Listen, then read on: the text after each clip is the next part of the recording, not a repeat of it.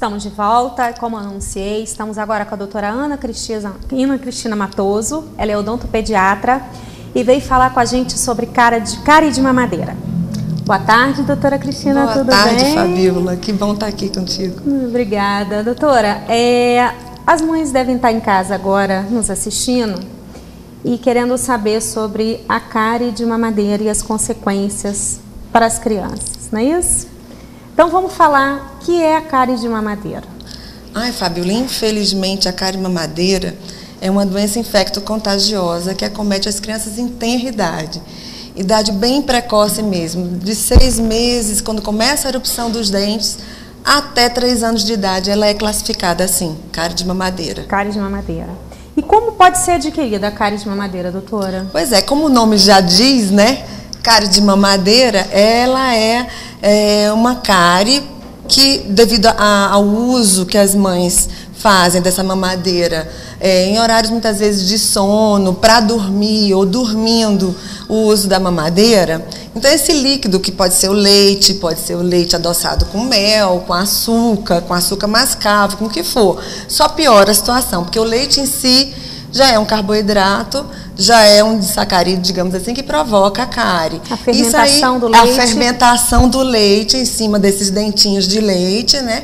Que forma uma pocinha, né? A criança, ela mama e a língua fica por debaixo do dente inferior, certo, e forma uma pocinha. Então, as crianças vão mamando aquilo, às vezes a madrugada inteira. E aí, o que acontece? O leite vai fermentando, vai provocando uma desmineralização do esmalte dentário, que é a cárie de mamadeira, no caso é a erosão, né? O buraco que a gente chama de cárie. E quais são os primeiros sinais para as mães em casa que estão nos assistindo, para elas identificarem o primeiro sinal do que é a cárie de mamadeira? Então, o primeiro sinal mesmo, ela acontece com uma manchinha branca, tipo um halo, muito próximo à gengiva, e é uma manchinha branca muito também confundida com hipoplasias de esmalte, que é um outro tipo de probleminha que acontece, mas que ainda não causa nenhum problema. Já a cárie de mamadeira é uma doença infecciosa, então tem que tomar muito cuidado, e como a mãe não tem condições de diagnosticar isso, seria interessante procurar o mais rápido possível, se as crianças estiverem com esse halo branco, né, bem branco mesmo, radiopaco, sem brilho, ao redor dos dentinhos de leite da região anterior, próximo à gengiva. Esse é o primeiro sinal. Ok, a gente tem algumas perguntas das pessoas nas ruas. Vamos ouvir, doutora, por favor? Vamos, sim. Doutor, na amamentação, amamentando a criança dormindo, como eu posso fazer a higienização bucal da criança? Então, ela pergunta a criança dormindo, né? Então, o certo mesmo é não botar para dormir a criança, amamentando a criança. Uhum. Ou seja, a criança não deve dormir e se amamentar, e ser amamentada. E ela não deve também colocar a criança para dormir e colocar mamadeira para gerar esse soninho, digamos assim, como se aquilo fosse um consolo. No fundo, a criança, ela tem que se alimentar, higienizar, doutora, e assim, o aleitamento depois materno dormir. também contribui. Mas se acontecer dela dormir, né, e fazendo a última mamadeira, digamos assim, a mãe tem que higienizar sim. E aí seria interessante uma gaze, né, que é ásperazinha, e você pode beber numa água filtrada e fervida para higienizar, ou uma dedeira, que até tem algumas fotografias que eu coloquei aí, serve para a mãe colocar no dedo e higienizar também. No caso, se tiver a gengiva, se não tiver dentição ainda, né, doutora? E com a dentição? Com a dentição também.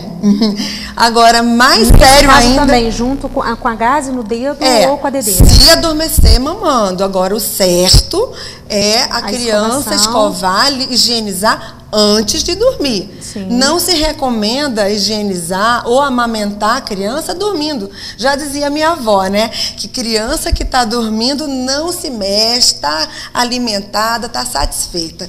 Não precisa dar alimento nenhum para a criança dormindo. Nós temos uma outra pergunta, vamos ouvir, doutora, por favor? Doutora, o aleitamento materno também contribui para a cárie com as crianças? Doutora, a aplicação de flúor ajuda a prevenir a cárie? Bom, então, já fomos para duas foram perguntas. Foram duas perguntas ao mesmo tempo, né? Já dá Vamos pra responder a duas. primeira, né? Isso. O aleitamento materno também causa cárie, Fabíola. Só que assim, é menos menos agressiva, né? Porque não tem, às vezes, mucilagens ou achocolatados que incrementam o leite, sim, né? Mas o leite materno, por si só, também causaria cárie se a mãe também não higienizar, né? Então, é sempre importante lembrar que a criança tem que limpar, né? Se ainda não tem idade para limpar sozinha, a mãe tem que fazer essa higienização. E aí vai esse trabalhinho a mais para a mãe, que muitas vezes não quer esse trabalho, né, de higienizar. Mais um trabalho dentro, né, da quantidade que a criança já causa um monte de trabalho, mas infelizmente é a única maneira felizmente, é a maneira que nós temos de prevenir, né, de higienizando e tudo mais. E tem algumas fórmulas de higienizar, né? A dedeira que eu já vi falar, a gás, uma fraldinha que você separe só para isso, né? E tem também algumas escovinhas próprias para bebês. Entendi. Que também pode ser utilizado. No caso, você falou da amamentação também causa cárie. Perguntou do flu. No caso da amamentação. Então, desde os primeiros dias de vida, já é necessário, é importante fazer essa higienização bucal? Já é sim, Fabíola. Até porque não existe só a cárie, né, como doença. E existe também o famoso sapinho, né? Então, tem umas fotos. Essa daí já seria uma evolução da cárie. Já é uma evolução da cárie, já é o buraquinho, digamos assim, já tem a cavitação. Então, olha, essa aí, olha que destruição feia, né? Muito grande e assim, mas tem tratamento, tá? É importante que a mãe não se desespere. A partir do momento que a criança se encontra nesse estágio, pode levar ao odontopediatra, que vai ter tratamento, vai ter solução para o seu filho. Aí já é o peito, ó. Esse aí é o peito que está, né, no meio entre o dentinho de cima e a língua.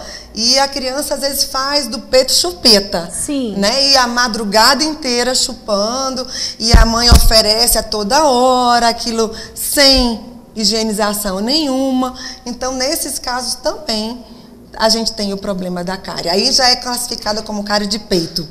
Não cárie de mamadeira, mas também agora, é uma importante doença. falar para as pessoas, né, doutora, que não deve se evitar, é claro, o aleitamento materno. Não, né? Em hipótese alguma. É importante o aleitamento materno. Com certeza. Desde que faça a higienização bucal da criança em seguida. Exatamente. Né? Isso, inclusive, não deixar... a Organização Mundial de Saúde, a Unicef, o Ministério da Saúde, todos recomendam o uso do aleitamento materno exclusivo até os 6 meses de idade. 6 meses. Né?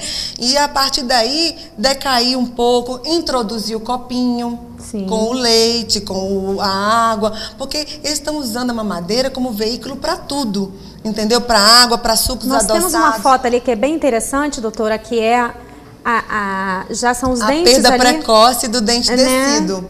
Exato, o dente de leite ou descido, quando você... Seria esse azul, seria o dente de leite. O dente de leite, exatamente. E você pode perceber que o permanente está lá em cima, preso, querendo vir ali naquele espacinho que não vai ter mais, porque perdeu um dente de leite muito precocemente. Então, aí a gente vê a intimidade que um dente de leite tem com o seu permanente. Percebe que as raízes, elas ficam como se fosse um chapéuzinho, sim, em cima do dente permanente, que se forma bem ali embaixo. Aí já são próteses em casos de pacientes com perdas grandes, de destruição grande, né, da dentição descido, e que, inclusive, a prótese é também um tipo de tratamento dentro da cárie de mamadeira. Caso a criança perca muitos dentes, a utilização da prótese é indicada. A perda do dente de leite precocemente é uma consequência da cárie de mamadeira? É uma consequência. É uma consequência. Porque a destruição é grave, é severa, é rápida e acontece com muitos dentes ao mesmo tempo. E é comum, doutor, isso acontecer? Olha, muito comum, muito comum. Infelizmente, apesar de toda a prevenção, de toda a mídia em cima disso aí, a gente tem um índice altíssimo de cárie de mamadeira. O professor Luiz Walter, que é assim uma sumidade dentro da odontopediatria, em bebês, inclusive lá em Londrina, fez um estudo com 2.264 crianças e o índice de cárie de mamadeira foi 26,4%. Então é um índice muito alto. Muito alto infelizmente, mesmo. Né? Inclusive, assim, a nível mundial. Não é só Brasil, não. Vamos repetir a última pergunta, doutora? Sim, sobre o flúor, não foi? Sim, vamos repetir, por favor. Doutora, a aplicação de flúor ajuda a prevenir a cárie? Sem dúvida, né? Sem dúvida que o flúor ajuda. Não o flúor indiscriminadamente, né? Existem vernizes fluoretados, existe o flúor gel. Para a criança, na realidade, é mais interessante o verniz, porque a criança não engole, né? Não causaria nenhum dano. Esse verniz é aplicado em casa? Aplicado no consultório. Aplicado no consultório. E o gel também fluoretado também é indicado. Existe também a clorexidina, que também não foi falada aí, mas também pode diminuir o nível de bactéria da boca da criança. Existe um flúor que a gente, até em farmácias de manipulação ou farmácias comuns, pode os enxaguatórios, né? Enxaguatório. Só que os enxaguatórios, eles são permitidos para crianças maiorzinhas, que aí já sai dessa faixa etária de 6 meses a 3 anos. Entendi. Que aí a criança já sabe bochechar, já sabe. Claro. Então, aí a gente não indica tem como bebezinho. Aplicar ele não, mas quando a criança tem esse problema, que procura o odontopediatra, vendo a necessidade de fazer uma fluoroterapia caseira para remineralizar, para diminuir o índice de bactéria, aí sim o profissional vai fazer essa indicação corretamente. Ok. E o excesso do flúor? Também, né? Tudo que é demais é veneno, né? Então, o flúor também em excesso causaria fluorose, que é uma doença também bem feia, apesar dos dentes do dente ficar bem mineralizado, bem endurecido, por causa da troca do mineral, né? Vira fluorapatita, digamos assim, a hidroxiapatita se transforma em fluorapatita e é um mineral mais endurecido. Porém, o excesso de flúor no organismo poderia causar fluorose, são manchas horríveis, né? Brancas inicialmente, se for leve, depois amarronzadas, podem ficar bem escurecidas e assim fica muito feio de se ver a fluorose, né? E aí já é uma coisa... Mas aí já é um problema estético, já estético, não é exatamente. Mas de qualquer maneira ninguém quer, porque parece uma doença. Sim. Fica muito feio, fica muito agressivo. E a respeito das pastas dentais, né, doutora, com flúor, ela é indicada para criança ou bebê com flúor ou sem flúor? Então, até os 2 anos de idade, a Sociedade Brasileira de Odontopediatria recomenda a pasta sem flúor, né? Então, até no máximo 2 anos. Eu normalmente até 1 ano e meio, 2, as crianças estão tão sabidas, né? Que nesse período já está começando a aprender a cuspir e tal. Então, e se colocar uma quantidadezinha bem pequenininha de pasta, isso é muito importante, com pasta fluoretada a partir dos 2 anos, aí pronto. Então a gente tem o uso do flúor, o benefício do flúor, sem a fluorose, que seria o malefício do excesso de flúor. E pastas que tenham assim até 500 ppm de flúor, né, que é a quantidade de pasta infantil, na quantidade de 1 grãozinho de arroz, né, cru. Isso eu ia falar para a doutora, para dar uma indicação para as mães em casa, como fazer essa medida. 1 grãozinho de arroz cru. Sabe? Isso conforme a criança for crescendo, vai aumentando. Conforme a criança vai crescendo, aí você pode evoluir para 1 grãozinho de ervilha. Quando ela já tiver com 4 anos de idade, 5, então a criança já está podendo cuspir e tal, você já pode evoluir para 1 grãozinho de ervilha. Nada de pegar aquelas escovas e fazer assim, né? Aquela quantidade toda de pasta de dente, que não há necessidade. O interessante é limpar a superfície dentária e dar um banhozinho de flúor, que aí vai ajudar em muito no nível de placa bacteriana. Ainda tem as crianças que comem pasta de dente, né, doutora? Tem. Infelizmente tem. O pior é que aí as mães não podem nem dizer que são culpadas da situação. Porque e eu tinha uma paciente que comia pão com pasta dentária. com gosto de tutti-frutti, enfim, né? Porque tem gostinhos, né? Então é tutti-frutti, é chiclete, é não sei o quê. E aí essa pasta a criança botava dentro do pão e comia. Imagina o nível de fluorose dessa criança depois, né? Altíssimo. Mas, pelo amor de Deus, mães e pais, de uma maneira geral, evitem isso, longe da criança a pasta de dente, para que coloque somente uma quantidadezinha ínfima mesmo. Doutora, a gente viu umas fotos ali sobre a arcada dentária, não é isso? E vimos assim, aí nós temos as fotos propriamente da cárie, mas a gente viu a foto, se for possível colocar a foto da arcada dos dentes permanentes já se mostrando para sair, não é isso? Qual seria a importância, então, do dente de leite? Porque muitas pessoas pensam, dente de leite não tem raiz, ele não tem... Aí, essa foto. Então o dente não tem raiz, ele não vai prejudicar o dente... Tem muito esse tabu, né? Que porque o dente de leite não tem raiz. Na realidade, tem raiz, sim. Porque eu costumo brincar com as mães lá no consultório, dizendo assim, que a árvore... para ficar no solo tem que ter raiz, né, mãe? Então, o dentinho de leite para ficar no osso também tem que ter raiz. Então, é isso, o dentinho de leite tem raiz, sim, e as raízes guiam, né, os permanentes. E, normalmente, também o excesso, quando o dente de leite também fica além do período que ele deveria cair, ele também pode causar problemas, né? Por exemplo, a retenção prolongada do dente descido na boca também pode fazer com que o dente permanente se desvie do percurso para erupcionar, né? Para nascer, digamos assim. A cárie, então, a cárie de mamadeira, do que a gente está falando, ela pode atingir o dente permanente? Pode sim. Uma infecção que pegue em todo a raiz do dente descido e o permanente se formando ali em íntimo contato com o dente descido, com certeza pode atingir o germezinho do dente permanente que está se formando, né? Ele pode ser rompido, inclusive, afetar o permanente, já nascer com problema, já nascer infectado ou com manchas, né? Com hipoplasias. Já pode nascer com uma cárie? Já pode nascer com problema, já. Ok, doutora, vamos falar então sobre o tratamento da criança no dentista. Né? Aí já é a parte do tratamento. Nós falamos da cárie de mamadeira em si, como ela é causada, enfim, as prevenções. E vamos falar agora do tratamento em si. A mãe vai levar a criança no consultório e sempre com aquele medo, né? A criança vai ficar receosa. Como é feito esse tratamento? É aplicado anestésico? Como é aplicado em adulto? Como é Olha feito, só, doutora? O tratamento é normal, Fabiola. O tratamento na criança, ela acontece, é claro, com mais trabalho para a gente que está tratando. Imagina. Né? Muito mais trabalho, porque a criança você também tem que fazer o controle de comportamento, tem que conversar, não pode mentir, a criança tem que confiar em você. Mas existem métodos que você vai levando a criança, vai conversando, mostrando. Gerar uma confiança. Tem uma técnica chamada você diz, mostra e faz, né? Porque se você também ficar só no dizer, você não executa. De uma maneira lúdica, né? Isso, uma maneira lúdica, você vai mostrando, mas vai executando sim o tratamento. Toma anestesia normal, até porque a dor é um trauma para a criança, então é preferível a criança não sentir dor do que a criança com a cárie enorme, sentindo muita dor, você tratar sem anestesia porque não quer dar anestesia na criança. Isso não existe.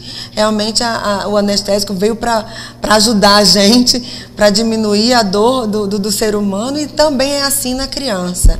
Tá? Então, a criança, existem tratamentos de canal, ou seja, tratamento da raiz dessa infecção, para poder a gente conseguir debelar essa infecção e não tirar o dente antes do tempo, né? Coroinhas, né? Próteses e restaurações de resina, enfim, todo tipo de restauração que serve para um adulto serve para uma criança. Material diferente, alguns materiais diferentes, como por exemplo, o tratamento de canal na criança é diferente do tratamento de canal no adulto. Mas existe o tratamento de canal na criança. A coroinha, né? A gente não usa fazer muitas coroas feitas em laboratório. A gente constrói as coroinhas com acetato e de outras formas, né? Mas a gente faz um tratamento completo na criança, uma reabilitação completa, se houver necessidade. E com o bebê, como é que é feito esse trabalho? O bebezinho mesmo, quando ele vai à primeira consulta... Em 6 meses, vamos botar a idade mínima. Na primeira consulta, se ele já tiver dentinho, enfim, a gente já pode até fazer a primeira aplicaçãozinha de flúor no consultório. Mas, na realidade, é mais uma orientação aos pais, orientar com relação... Mas se já tiver a cárie, doutora, no se já bebê, tiver... A gente vai tratar também. Existem sedações, também com anestesia? Pode acontecer assim, a necessidade de sedar a criança.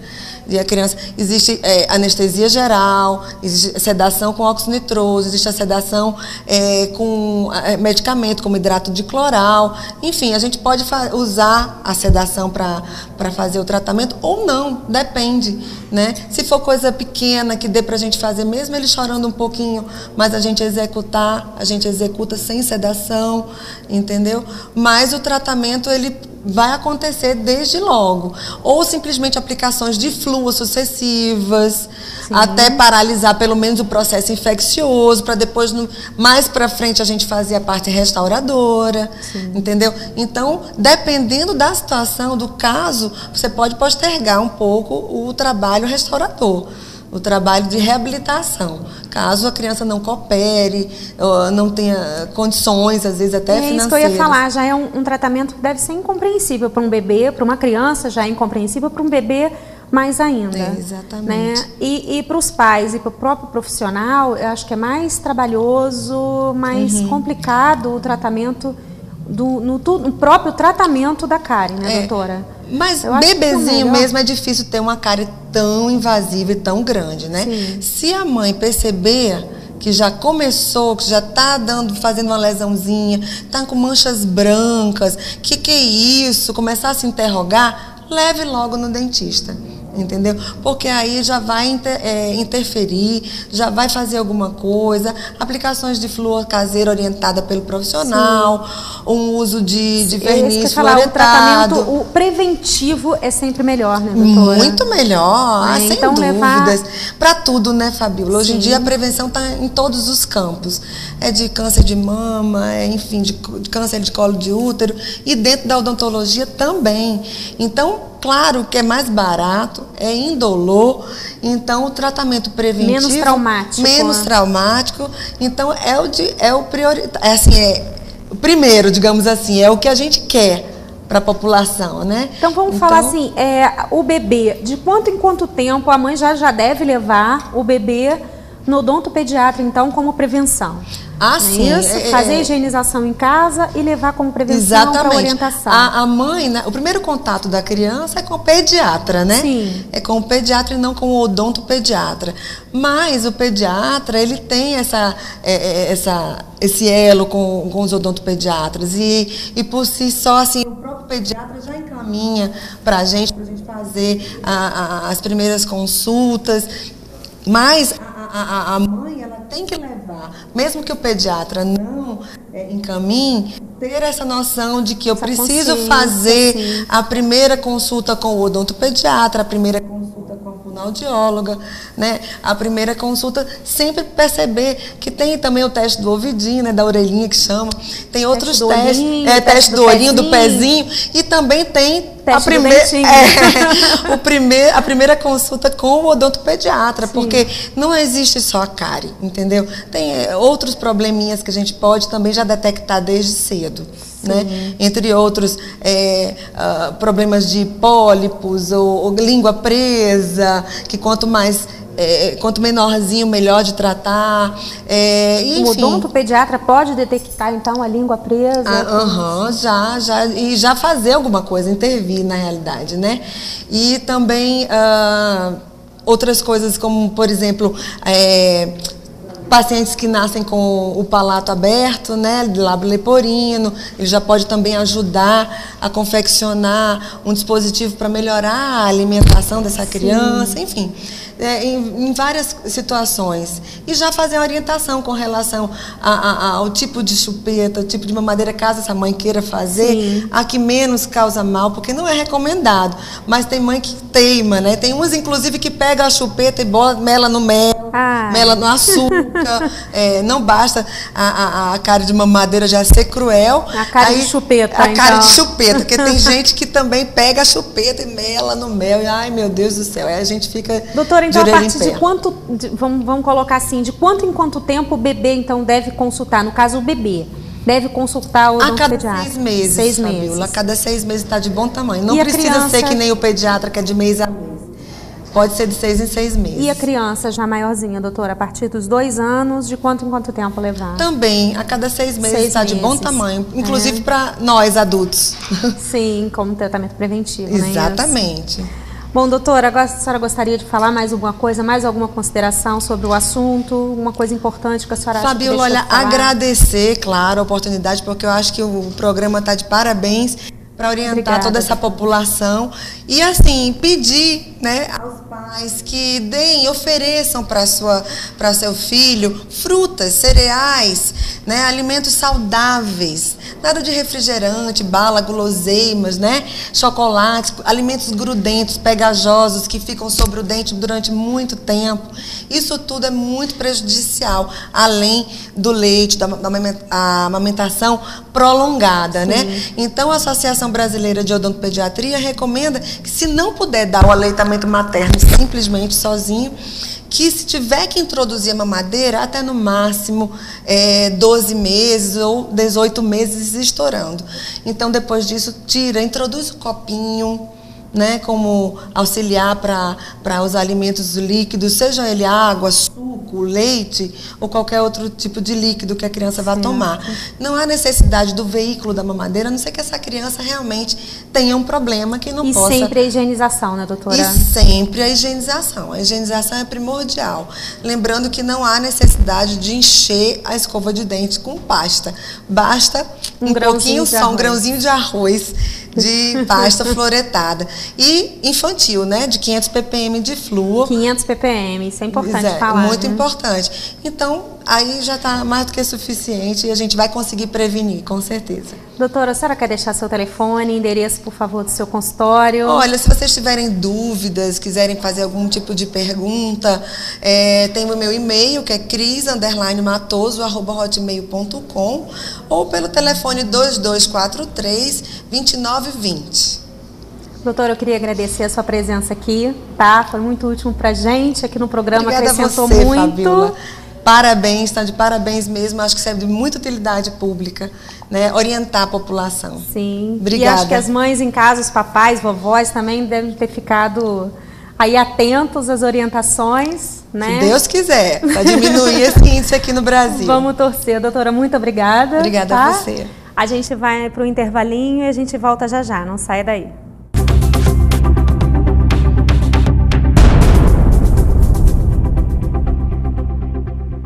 Instituto Rio, Centro de Reabilitação e Implantes Orais, com atendimento multidisciplinar. Antigamente eu tinha vergonha de abrir a boca até para sorrir. Entretanto, com o implante não só esse problema se resolveu, mas também o da minha saúde digestiva. Hoje eu me sinto uma pessoa tranquila e feliz.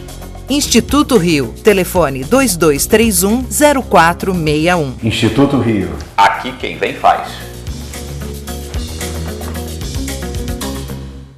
Vasques Corretora de Seguros. Muito mais que seguro, uma questão de confiança. Há 18 anos servindo você com as melhores seguradoras do Brasil e com os melhores preços e benefícios incomparáveis. É impossível alguém vender mais barato. Você mesmo pode contratar online em nosso site o seguro do seu automóvel. Seu seguro viagem para diversos destinos do mundo. Acidentes pessoais, residencial, notebook ou tablet sem sair de casa. Visite agora nosso site www.vasqueseguros.com.br.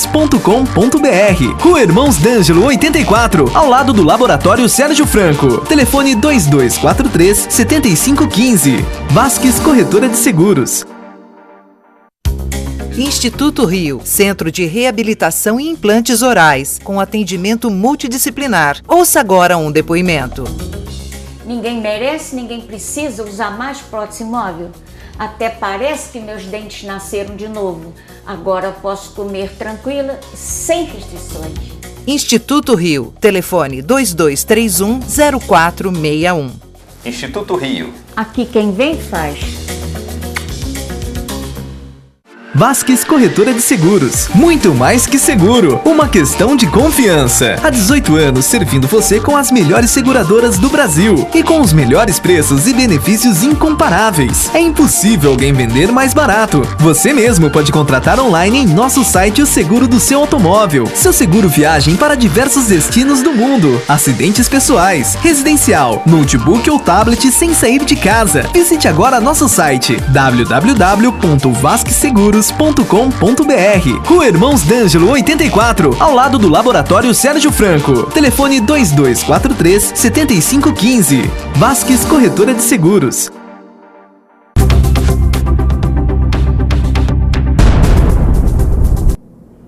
Bom, estamos chegando ao final de mais um programa TV Diagnóstico. Lembrando a você que quer anunciar com a gente, entre em contato pelo telefone 2243-3865. Fala lá com a equipe da Advice Comunicação. E você que perdeu parte da nossa entrevista com a doutora Ana Cristina ou com o doutor Márcio, nosso programa vai ser reprisado quarta-feira e sexta-feira, sempre às 14 horas, tá? Semana que vem, segunda-feira, estaremos aqui ao vivo novamente às 14 horas. Então tenham todos uma semana de muita paz, fiquem com Deus e até lá. Tchau, tchau.